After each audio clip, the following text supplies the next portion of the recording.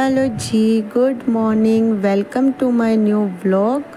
और ये देखिए, ये है वट सावित्री व्रत से एक दिन पहले की वीडियो। और ये मैं अपने हाथों में मेहंदी लगा रही थी, और क्योंकि कल हमारा वट सावित्री का फास्ट है, तो ये देखिए, तब थोड़ा सा अपना तैयार होने के लिए हमें सबसे पहले मेहंदी ही लगानी होती है। तो मैं भी अपने हाथों में मेहंदी लगाने बैठ गई थी। थोड़ा सा आप अवॉइड करना, क्योंकि शिवायत ये वीडियो क्लिक कर रहा था, क्योंकि वो कह रहा था मम्मा मैं आपकी वीडियो बनाता हूँ, आप मेहंदी लगाओ। तो पता नहीं कैसे बना रहा था, हाथ को ले ही नहीं रहा था ढंग से। तो देखते रहिए।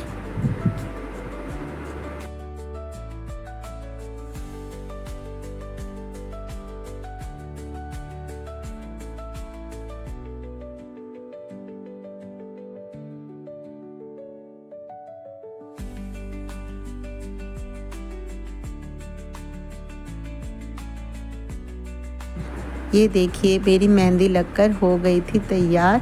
अभी मैंने सिर्फ आगे फ्रंट में ही लगाई थी, बैक अभी मेरा रहता था। बैक मैंने कहा अभी मैं खाना वगैरह देकर तब लगाऊंगी। फिर रात को जब मेरी लाइव हुई ना, तब मैंने बैक पर अपने मेहंदी लगाई। और ये थी नेक्स्ट मॉर्निंग। देखिए, आप सभी को वट सावित्री व्रत की बहुत बहुत शुभकामनाएं। और यहाँ देखो, मैंने अपनी थाली को बिल्कुल रेडी कर लिया है।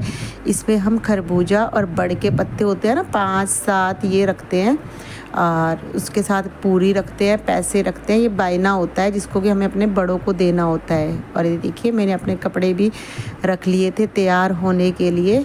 अब मैं भी रेडी हो जाती हूँ, और फिर मैं हो गई थी रेडी। तो थोड़ा शूट वूट तो यार बनता है जब थोड़ा सा तैयार श्यार हो जाओ।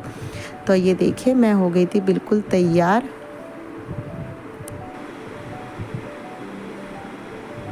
आप सभी को वट सावित्री व्रत की शुभकामनाएं। और ये देखिए, ये है मेरी थाली, और मैं जा रही हूँ भाभी के घर। ओके। और रेडी शेडी होने के बाद मैं आ गई थी, अब भाभी के घर पहुँच गई थी।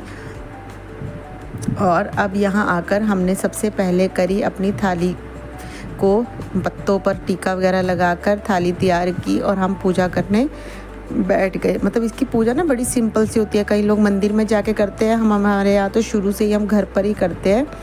देखिए, सबसे पहले इसमें हमें पानी का लोटा जो होता है ना, उस पर सतिया भी बनाने होते हैं। तो मैं और भाभी वही कर रहे थे, हम दोनों सतिया बना रहे थे। और उसके बाद फिर हम कहानी पढ़ेंगे सावित्री और उनके पति की, कैसे वो अपने पति के प्राणों को हर कर यमराज जी से वापस लेकर आई थी। आप लोग भी सुनना, मैंने पूरी कहानी इसमें जो मैंने पढ़ी है वो डाली है अपने व्लॉग में। आप लोग भी सुनना, आपको सुनकर बहुत अच्छी लगेगी वट सावित्री व्रत की कहानी।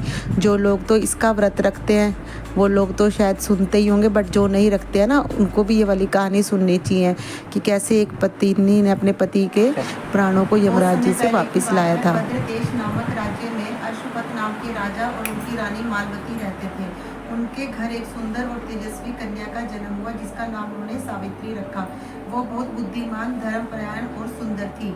जब सावित्री विवाह योग्य हुई तो उसके पिता ने उसे स्वयं पर चुनने की अनुमति दी। सावित्री ने सत्यवान नामक एक राजकुमार को अपना वर चुना। सत्यवान एक वनवासी राजा धूमसेन के पुत्र थे, जो किसी कारणवश अपना राज्य खो चुके थे, वन में रहते थे। लेकिन एक बात जिसने सबको चिंतित कर दिया था, वो ये थी कि एक भविष्यवाणी के अनुसार सत्यवान की मृत्यु 1 साल के भीतर हो जाएगी। लेकिन सावित्री अपने निर्णय पर अड़ी रही और सत्यवान से विवाह कर लिया। विवाह के बाद सावित्री अपने पति और सास ससुर के साथ वन में रहने लगी। वो बहुत सेवा भाव से सबका ध्यान रखती थी। जिस दिन सत्यवान की मृत्यु होनी थी, उस दिन सावित्री ने व्रत रखा और वट वृक्ष के नीचे बैठकर पूजा की। जब सत्यवान लकड़ियां काटने जंगल गया तो सावित्री भी उसके साथ गई। थोड़ी देर बाद सत्यवान के सिर में दर्द हुआ और वो सावित्री की गोद में लेट गया। तभी यमराज मृत्यु के देवता उसकी आत्मा लेने आए। सावित्री ने यमराज का पीछा किया और उनसे सत्यवान की आत्मा वापस देने की प्रार्थना की। यमराज ने कहा यह नियम के विरुद्ध है, लेकिन सावित्री की बुद्धिमानी, प्रेम और दृढ़ संकल्प देखकर वे प्रसन्न हो गए। उन्होंने सावित्री को 3 वर मांगने का अवसर दिया। सावित्री ने पहले अपने ससुर का राज्य वापस मांगा, फिर अपने सास ससुर की आंखों की रोशनी और अंत में अपने लिए 100 पुत्र मांगे। यमराज ने बिना सोचे समझे उसे वर दे दिया, लेकिन जब सावित्री ने 100 पुत्रों की बात कही तो यमराज को समझ आया कि बिना सत्यवान के तो यह संभव ही नहीं है। उन्होंने सावित्री की दृढ़ता को सराहा और सत्यवान को जीवन दान दे दिया। इस तरह सावित्री के प्रेम और तप की सत्यवान की मृत्यु टल गई। तभी से महिलाएं सावित्री की तरह अपने पति की लंबी उम्र के लिए वट सावित्री व्रत करती है और वट वृक्ष की पूजा करती है, जो दीर्घायु और अटल प्रेम का प्रतीक माना जाता है।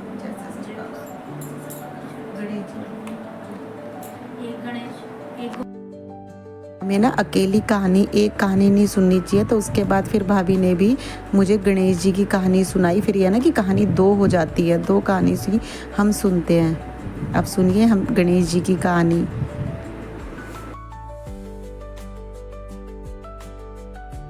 बोल के गिर रही थी और वो आवाजें लगा रही बुढ़िया की, आओ गोपाल जी तुम्हारी खीर बन गई, खीर खा लो। आओ गोपाल जी भाई तुम्हारी खीर बन गई। अब वो कहाँ गई, वो तो अंतर ध्यान हो गए। अब उसकी वो ढूंढने चली गई, उसकी बहू ने देखा कि हमें तो खाने को रोटी भी नहीं मिलती और आज खीर भी उबल के गिर रही भाई हमारे घर में। अब उसने लिया थाली लोटा लिया, अपने दरवाजे के पीछे बैठ के भोग लगाया, आओ गोपाल जी भोग लगाओ, और अपना खा लिया और अपने बच्चों को भी खिलाई। अब थोड़ी देर में उसकी सास आई, वो कहने लगी कि उसने थाली लोटा देखा, उसने पूछा बहू ये क्या, कि भाई माँ जी मारो चाहे छोड़ो भाई, मेरे से तो देखा नहीं गया, खीर उबल के गिर रही थी भाई, मैंने भोग लगाया और खा लिया। कि चलो भाई ठीक है, वो तो भोग वासना के दुख के हुए और चलो भाई। अब उसने वो खूब खाई खीर, वो बच गई। अब वो पूछने लगी भाई इस खीर का क्या करूँ। गोपाल जी ने कहा गड्ढा खोद के दाग दे। अब उसने गड्ढा खोदा, उसमें से धन निकला। वो फिर गई कि गोपाल जी भाई इसका धन का क्या करूँ, कि बुढ़िया तो बहुत भोली है, तो इसका भाई कुएं बनवा, तालाब बनवा, कुंवारी कन्याओं के विवाह करवा, भाई अनपढ़ बच्चों को पढ़ा और मतलब अच्छे काम कर। उसने कहा अच्छा ठीक है। उसने कहा बुढ़िया मैं तेरी भाई भक्ति से बहुत प्रसन्न हूँ, मांग क्या मांगती है, कि भाई घर की पौड़ी हो, तुम्हारी कामदी और मेरी मुक्ति हो। कि बुढ़िया तेने मांगा भी कुछ नहीं और मांग भी सब कुछ लिया, देना हो तो दे दो, नहीं तो वचनहारी हो जाओ। कि चल दिया, वचनहारी तो होता नहीं। अब उसने वो गई बुढ़िया नहाने गई हरिद्वार में, पैर पसार दिए।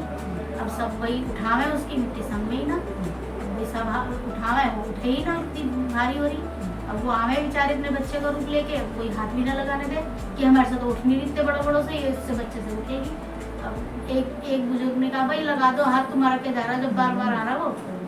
उन्होंने हाथ लगाया, उसकी मुक्ति होगी, जैसे उसकी मुक्ति वैसे होती।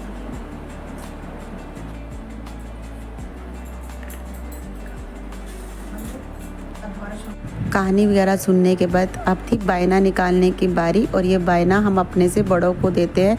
मैं पहले अब भाभी को देती हूँ और भाभी जो है वो मम्मी जी को देती है। इस तरह से हम अपना बायना निकालते हैं। ये देखिए ये तरीका है बायना निकालने का। सब लोगों का अलग अलग होता है, हमारा तो यही तरीका है। तो अब मैं ये वाली थाली जो है मेरी, वो मैं भाभी को दे दूंगी और अपने से बड़ों का सबका आशीर्वाद लूँगी। मुझसे तो साड़ी में बैठा और उठा जाता ही नहीं है यार, थोड़ा अवॉइड करना। ये देखिए अब मैं भाभी को दे रही थी बायना,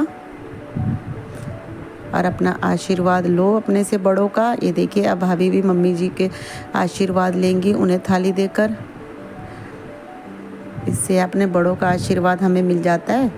फिर हम दोनों ने मिलकर मम्मी जी से आशीर्वाद लिया, और इसी तरह हमने अपने से बड़ों का आशीर्वाद लेकर ये वाला त्यौहार मनाया। अगर आपको मेरे व्लॉग्स अच्छे लगते हों तो इसे लाइक करें, शेयर करें और सब्सक्राइब करना मत भूलें।